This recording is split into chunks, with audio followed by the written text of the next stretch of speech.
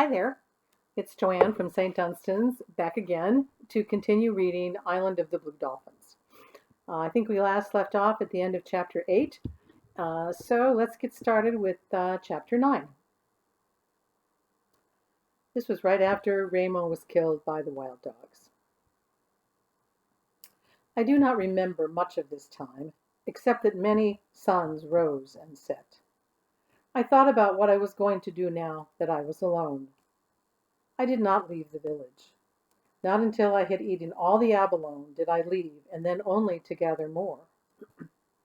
Yet I do remember the day that I decided I would never live in the village again. It was a morning of thick fog, and the sound of far-off waves breaking on the shore. I had never noticed before how silent the village was. Fog crept in and out of the empty huts. It made shapes as it drifted, and they reminded me of all the people who were dead and those who were gone. The noise of the surf seemed to be their voices speaking. I sat for a long time, seeing those shapes and hearing the voices, until the sun came out and the fog vanished. Then I made a fire against the wall of the house. When it was burned to the earth, I started a fire in another house. Thus, one by one, I destroyed them all, so that there was only ashes left to mark the village of Galas-At. There was nothing to take away with me except a basket of food. I therefore traveled fast, and before night fell, I reached the place where I had decided to live until the ship returned. This place lay on a headland a half-league to the west of Coral Cove. There was a large rock on that headland and 2 stunted trees. Behind the rock was a clear place, about 10 steps across, which was sheltered from the wind, from which I could see the harbor and the ocean. A spring of water flowed from a ravine nearby. That night I climbed onto the rock to sleep. It was flat on top and wide enough for me to stretch out. Also, it was so high from the ground that I did not need to fear the wild dogs while I was sleeping. I had not seen them again since the day they had killed Ramo, but I was sure they would soon come to my new camp. The rock was also a safe place to store the food I had brought with me and everything I should gather. Since it was still winter, and any day the ship might return, there was no use to store food I would not need. This gave me time to make weapons to protect myself from the dogs, which I felt would sometime attack me to kill them all one by one. I had a club I found in one of the huts, but I needed a bow and arrows and a large spear. The spear which I had taken from the slain dog was too small. It was good for spearing fish, but little else. The laws of Galas-At forbade the making of forbade the making of weapons by women of the tribe, so I went out to search for any that might have been left behind. I went first to where the village had been, and sifted the ashes for spearheads, and then, finding none, to the place where the canoes were hidden, believing that weapons might have been stored there with the food and water. I found nothing in the canoes under the cliff. Then, remembering the chest the Aleuts had brought to shore, I set out for Coral Cove. I had seen that chest on the beach during the battle, but did not remember that the hunters had taken it with them when they fled. The beach was empty except for rows of seaweed washed in by the storm. The tide was out, and I looked in the place where the chest had lain. It was just below the ledge Eulapi and I had stood on while we watched the battle. The sand was smooth, and I dug many small holes with a stick. I dug in a wide circle, thinking that the storm might have covered it with sand. Near the center of the circle, the stick hit something hard, which I was sure was a rock, but as I dug deeper with my hands, I saw it was the black lid of the chest. All morning I worked, moving the sand away. The chest lay deep from the washing of the waves, and I did not try to dig it out, but only so I could raise the lid. As the sun rose high, the tide came rushing up the beach and filled the hole with sand. Each wave covered the chest deeper until it was completely hidden. I stood on the place, bracing myself against the waves, so that I would not have to look for it again. When the tide turned, I began to dig with my feet, working them down, and then with my hands. The chest was filled with beads and bracelets and earrings of many colors. I forgot about the spearheads I had come for. I held each of the trinkets to the sun, turning them so that they caught the light. I put on the longest string of beads, which were blue, and a pair of blue bracelets, which exactly fitted my wrists, and walked down the shore, admiring myself. I walked the whole length of the cove. The beads and the bracelets made tinkling sounds. I felt like the bride of a chief as I walked there by the waves. I came to the foot of the trail where the battle had been fought. Suddenly I remembered those who had died there and the men who had brought the jewels I was wearing. I went back to the chest. For a long time I stood beside it, looking at the bracelets and the beads hanging from my neck, so beautiful and bright in the sun. "They do not belong to the Aleutes," I said. "They belong to me." But even as I said this, I knew that I never could wear them.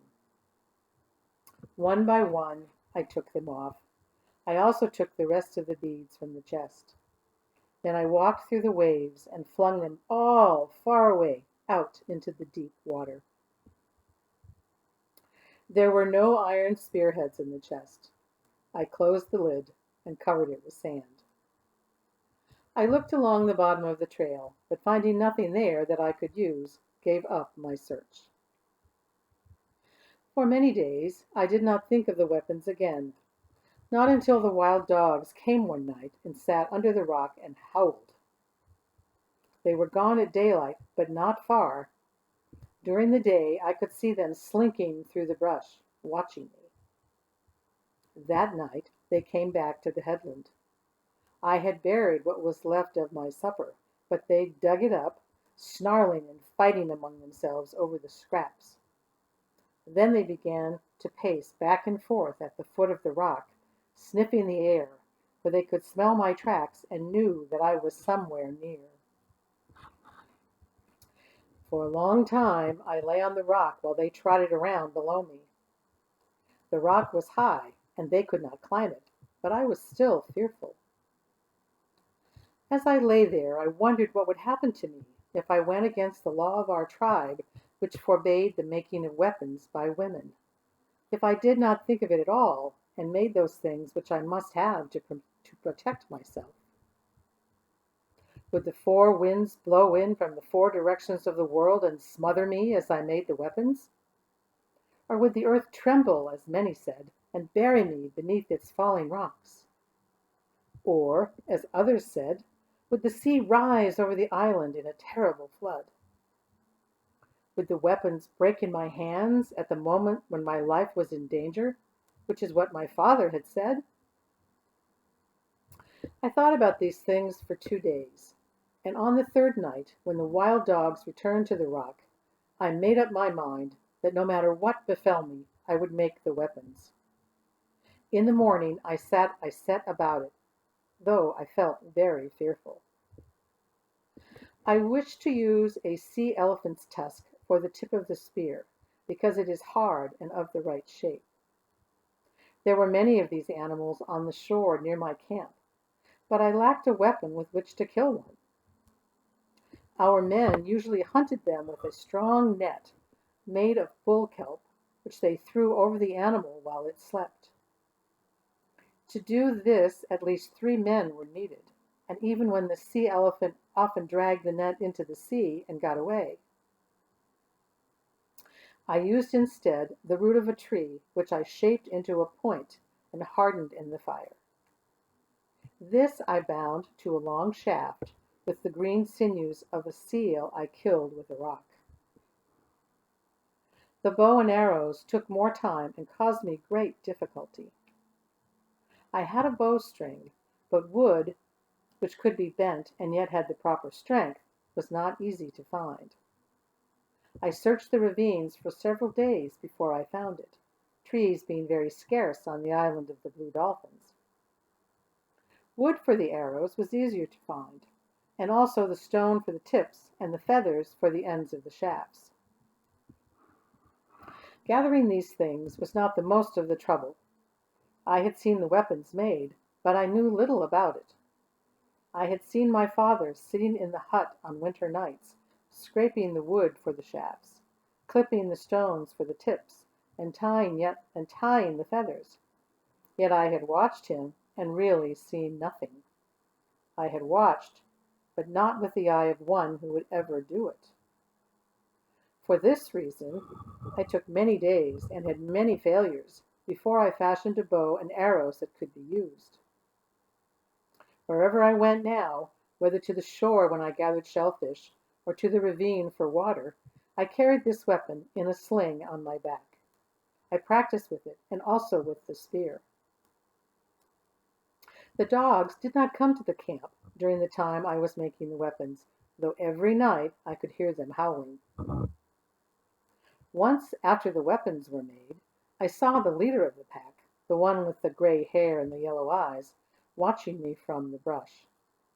I had gone to the ravine for water, and he stood on the hill above the spring looking down at me. He stood very quiet, with only his head showing over the top of a cholla bush. He was too far away for me to reach with an arrow. Wherever I went during the day, I felt secure with my new weapons, and I waited patiently for the time when I could use them against the wild dogs that had killed Ramo. Excuse me.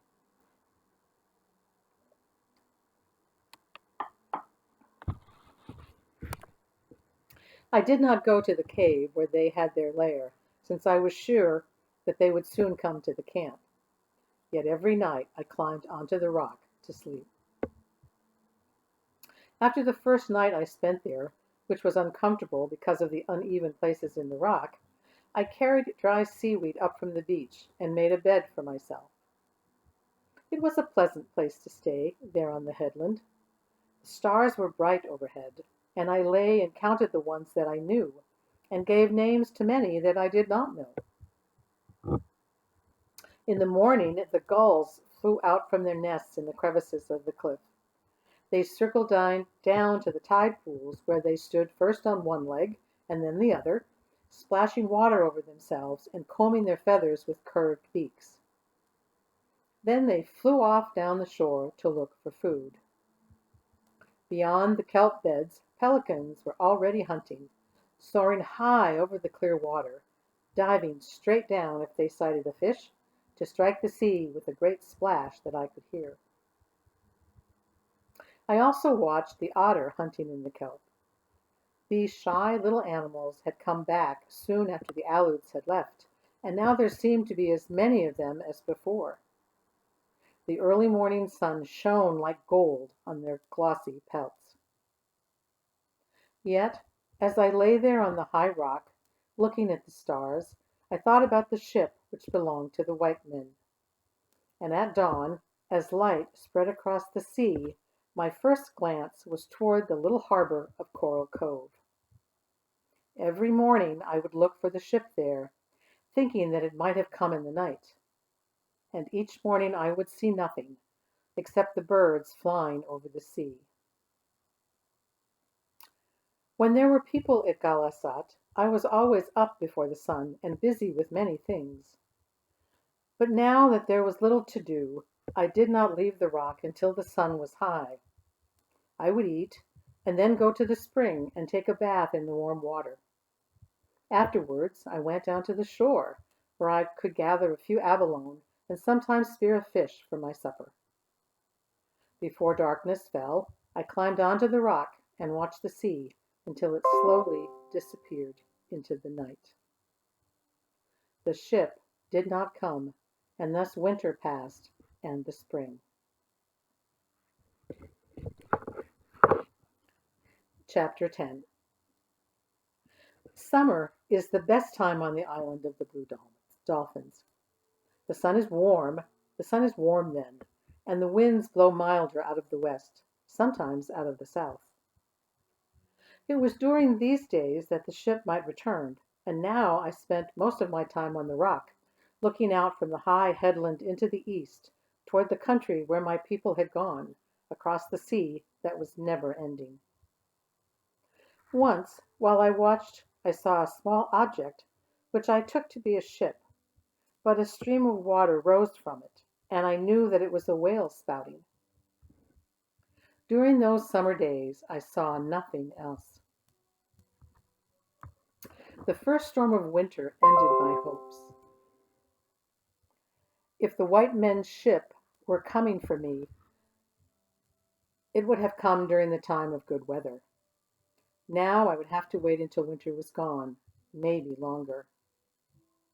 The thought of being alone on the island while so many suns rose from the sea and went slowly back into the sea filled my heart with loneliness.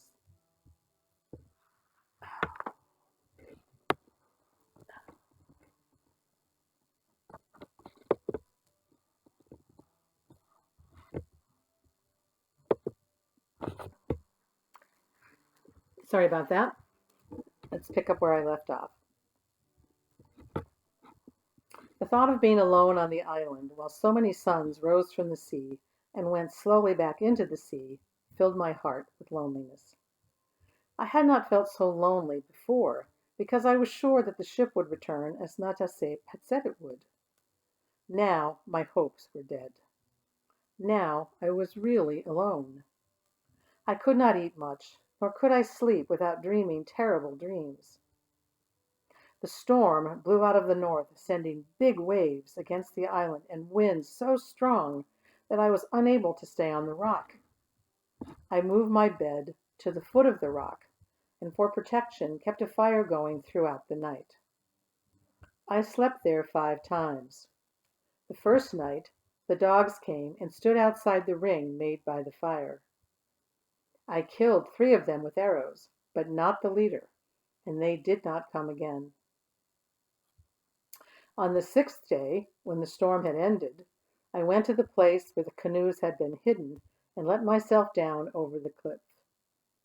This part of the shore was sheltered from the wind, and I found the canoes just as they had been left. The dried food was still good, but the water was stale, so I went back to the spring and filled a fresh basket.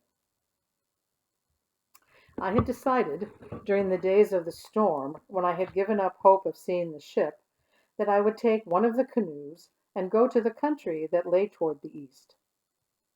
I remember how Kimki, before he had gone, had asked the advice of his ancestors who had lived many ages in the past, who had come to the island from that country, and likewise the advice of Zuma, the medicine man who held power over the wind and the seas.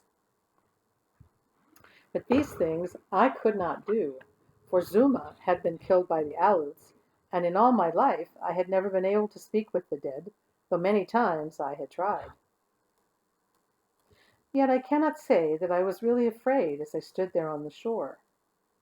I knew that my ancestors had crossed the sea in their canoes, coming from the place that lay beyond. Kimki, too, had crossed the sea. I was not nearly so skilled with a canoe as these men, but I must say that whatever might befall me on the endless waters did not trouble me. It meant far less than the thought of staying on the island alone, without a home or companions, pursued by wild dogs, where everything reminded me of those who were dead and those who had gone away. Of the 4 canoes stored there against the cliff, I chose the smallest, which was still very heavy, because it could carry 6 people.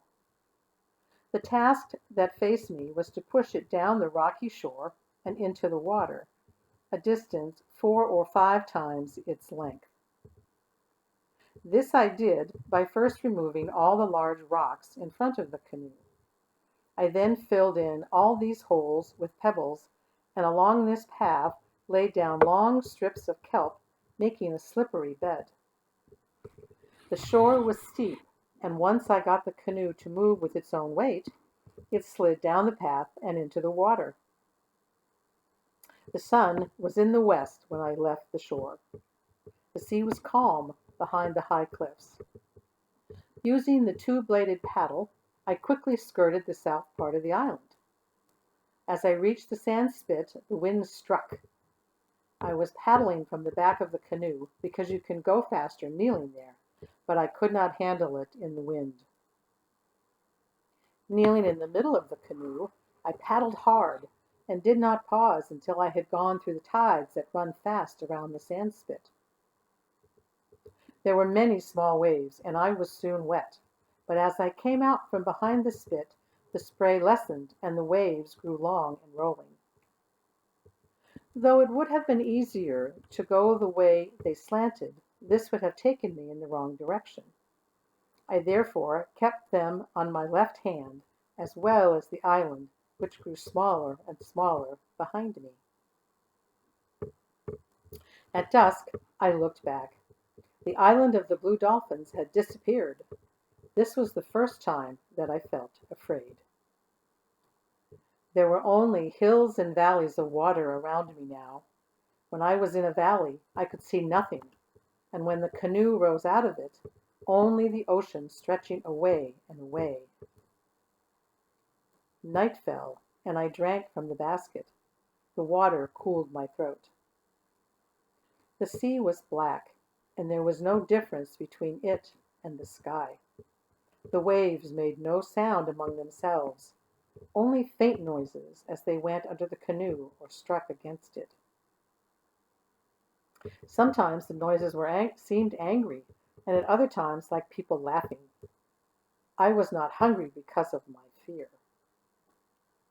The first star made me feel less afraid. It came out low in the sky, and it was in front of me, toward the east. Other stars began to appear all around, but it was this one I kept my gaze upon.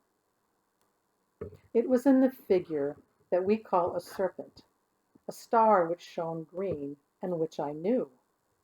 Now and then it was hidden by mist, yet it always came out brightly again. Without this star I would have been lost, for the waves never changed. They came always from the same direction, and in a manner that kept pushing me away from the place I wanted to reach. For this reason, the canoe made a path in the black water like a snake. But somehow I kept moving toward the star which shone in the east. This star rose high, and then I kept the North Star on my left hand, the one we call the star that does not move. The wind grew quiet. Since it always died down when night was half over, I knew how long I had been traveling and how far away the dawn was.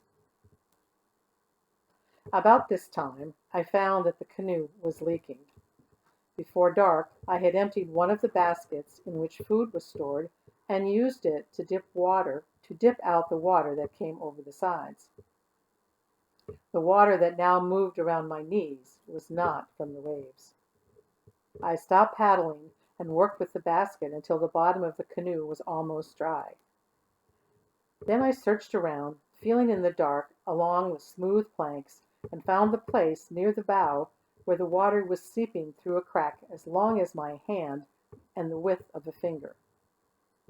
Most of the time it was out of the sea, but it leaked whenever the canoe dipped forward in the waves. The places between the planks were filled with black pitch, which we gather along the shore. Lacking this, I tore a piece of fiber from my skirt and pressed it into the crack which held back the water. Dawn broke in a clear sky, and the sun came out of the waves. Dawn broke in a clear sky, and as the sun came out of the waves, I saw that it was far off on my left. During the night I had drifted south of the place I wished to go. so I changed my direction and paddled along the path made by the rising sun. There was no wind on this morning, and the long waves went quietly under the canoe. I therefore moved faster than during the night. I was very tired, but more hopeful than I had been since I left the island. If the good weather did not change, I would cover many leagues before dark. Another night and another day might bring me within sight of the shore toward which I was going.